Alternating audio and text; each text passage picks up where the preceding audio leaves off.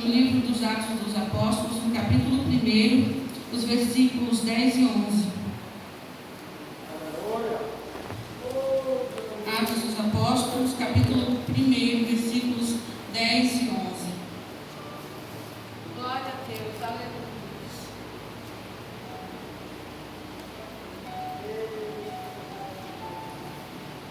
Amém?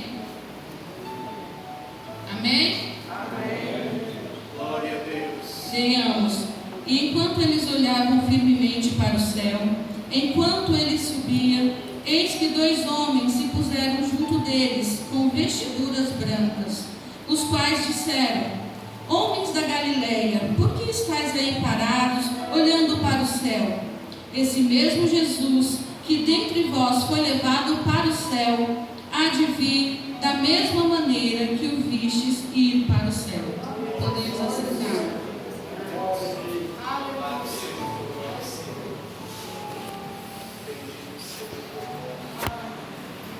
Se alguém perguntasse para nós nesta noite, qual é a razão da nossa esperança, aquilo que move a nossa fé, o porquê de nós professarmos o nome do Senhor Jesus, será que nós saberíamos responder? Um dos apóstolos, eu não me lembro com certeza agora qual, se não me engano foi o apóstolo Pedro, ele falou que nós cristãos precisamos estar prontos para responder a qualquer pessoa se perguntasse qual é a razão da nossa esperança. Então nós precisamos saber por que nós temos essa esperança, mas para saber por que nós temos essa esperança é preciso também compreendermos que esperança é essa. Se nós formos analisar a história da humanidade, se nós formos lá para o livro do Gênesis, nós vamos ver que Deus criou Adão e Eva, os primeiros humanos, e chamou através deles a humanidade para um precioso propósito, o propósito da adoração, o propósito da comunhão e como consequência, como contribuição, ainda viria um brinde, que era o propósito da eternidade. Mas o ser humano escolheu o pecado, escolheu a vaidade, escolheu desobedecer à vontade do Criador. E com isso o pecado veio como herança para todos os humanos que vieram desde então. Então nós, seres humanos, todos herdamos, a partir de Adão e Eva, o pecado e as consequências dele também. Mas quando Adão e Eva pecou, quando Deus falou com eles, quando Deus disse qual seria a sentença pelo erro que eles haviam cometido, o Senhor também deixou uma preciosa promessa que através da semente da humanidade, através da semente da mulher, viria um que pisaria na cabeça da serpente, que venceria a serpente. E desde então a humanidade passou a viver esperando por essa promessa. Hoje nós vamos falar um pouco sobre esperança. E aí nós vemos uma preciosa promessa que foi lançada pelo próprio Deus para a humanidade e que a humanidade passou então a esperar pelo cumprimento dessa promessa. Nós vemos então a esperança da redenção, porque através do pecado,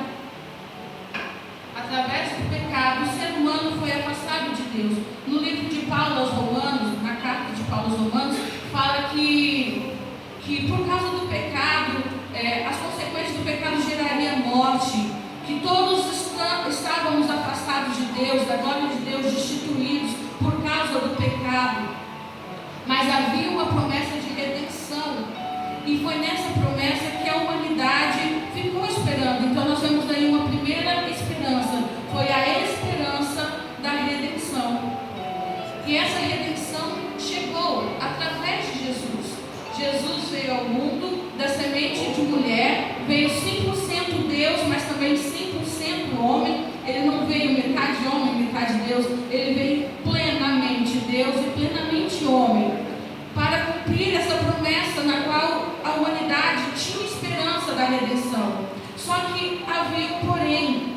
Com o passar dos anos, a promessa, a esperança da redenção passou a ficar em segundo plano, e nós vemos que estavam priorizando mais o povo de Israel, que é o povo do qual Jesus nasceu, o povo da promessa, eles começaram a dar mais importância a uma outra esperança, que era a esperança de um reinado próspero do Messias, porque o Messias viria sim reinar, mas bem mais que isso, viria fazer a reconciliação, promover a reconciliação entre a humanidade e Deus, entre o Criador e a criatura. Mas isso ficou em segundo plano e as pessoas estavam mais na esperança de um reino próspero para Israel. E por causa disso, quando Jesus veio de forma humilde, quando Jesus começou a falar de um reino eterno, de um reino não palpável, não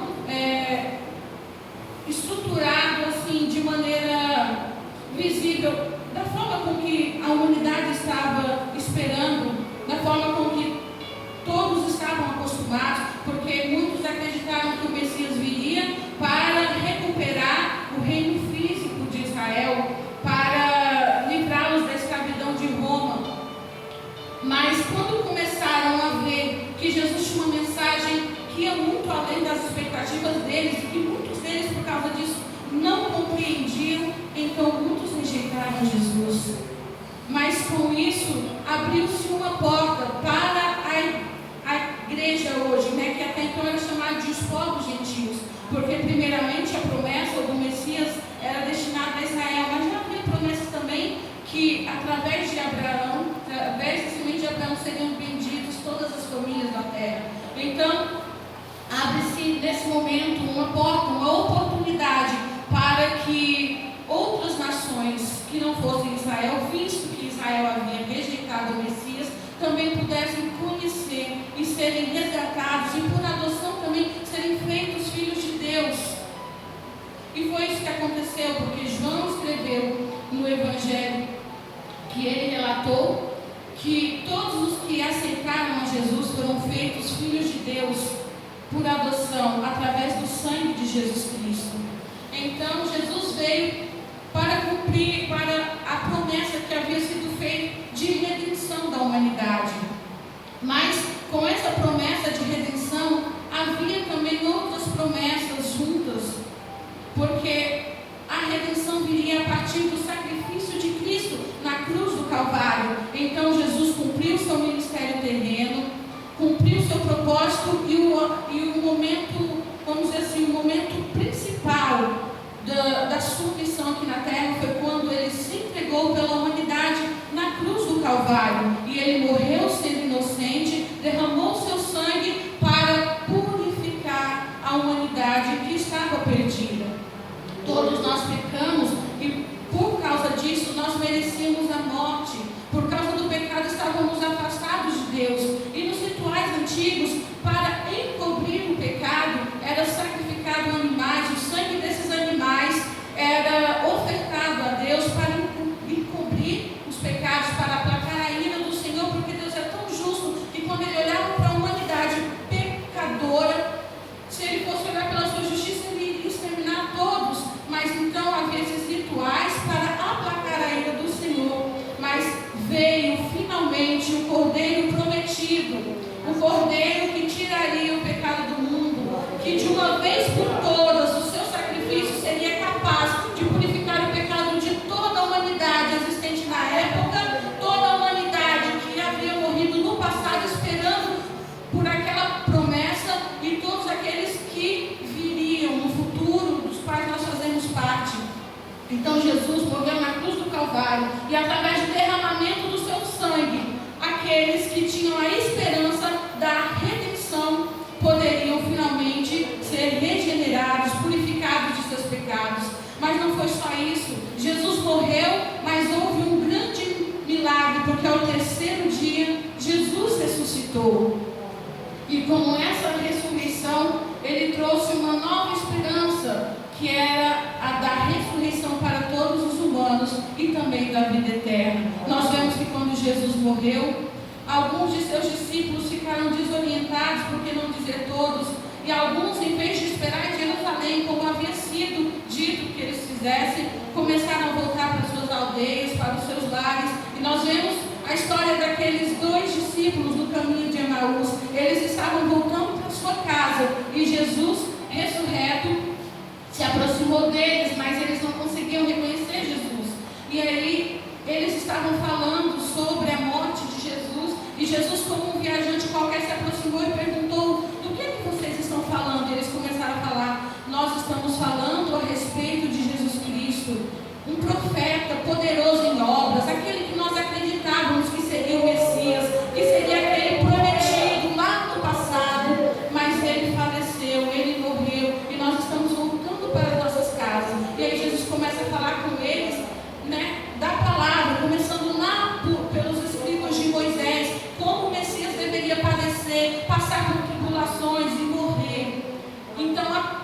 pela palavra, o Senhor foi mostrando aos aqueles discípulos que estavam desanimados que o Messias precisava morrer, fazia parte do propósito divino.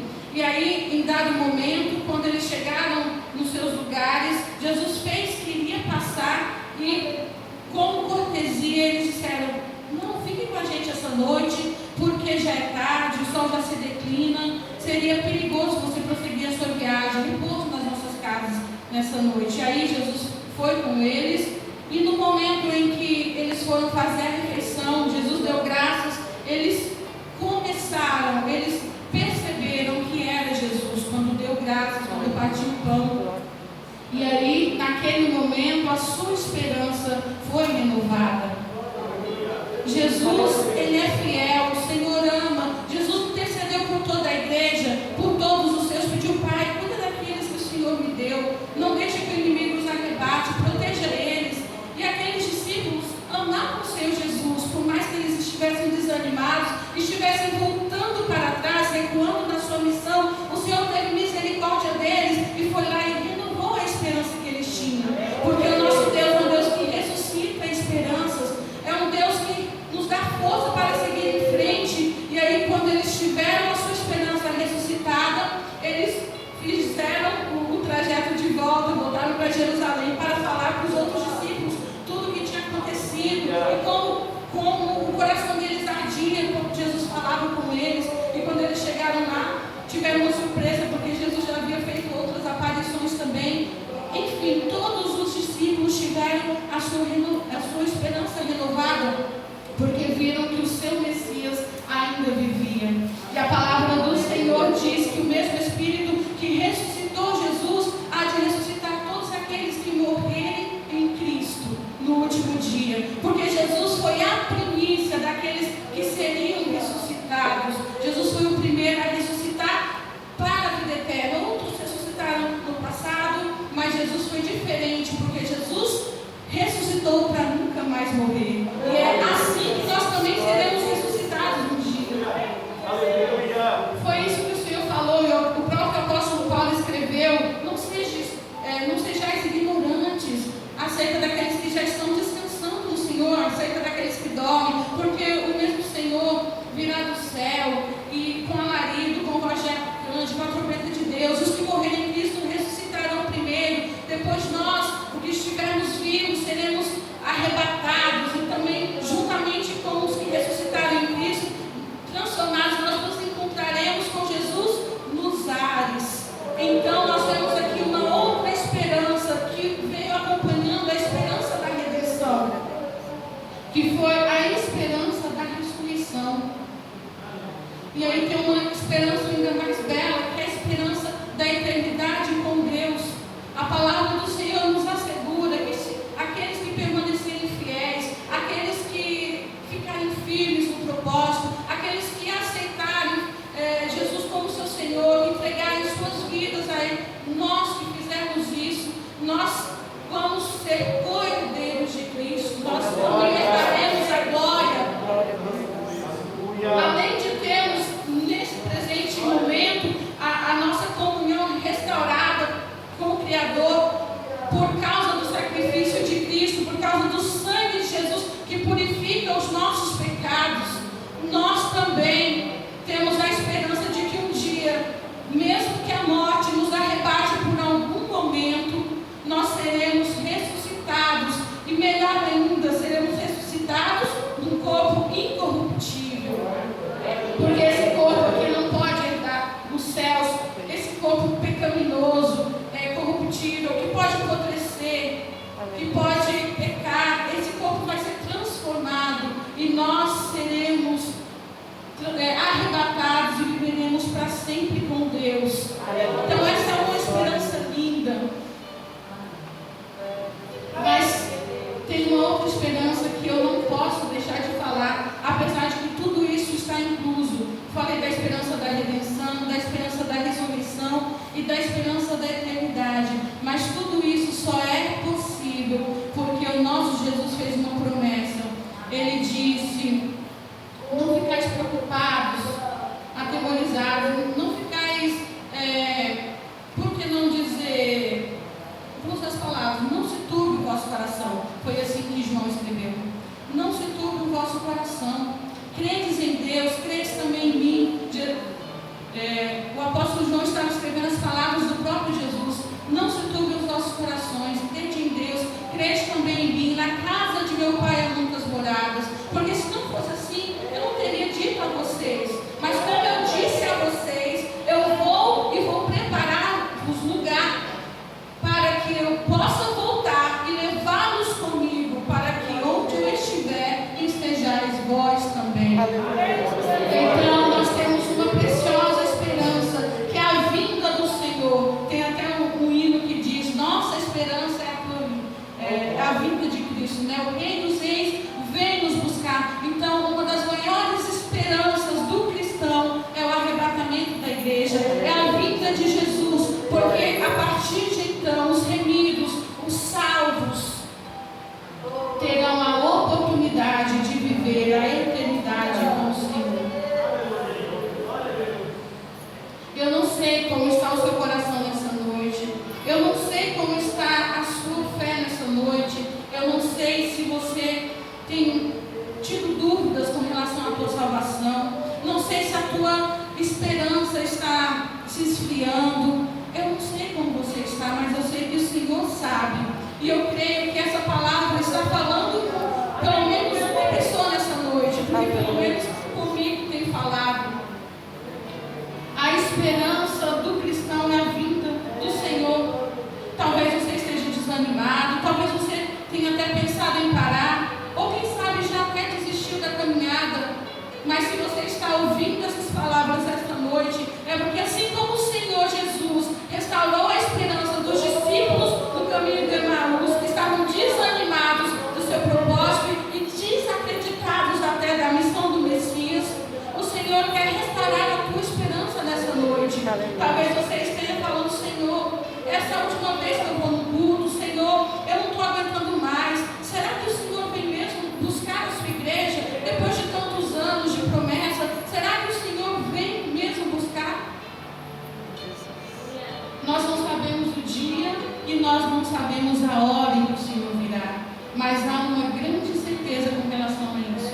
Cada dia que passa, quanto mais o tempo passa, mais próximos nós estamos do grande dia do Senhor. Foi essa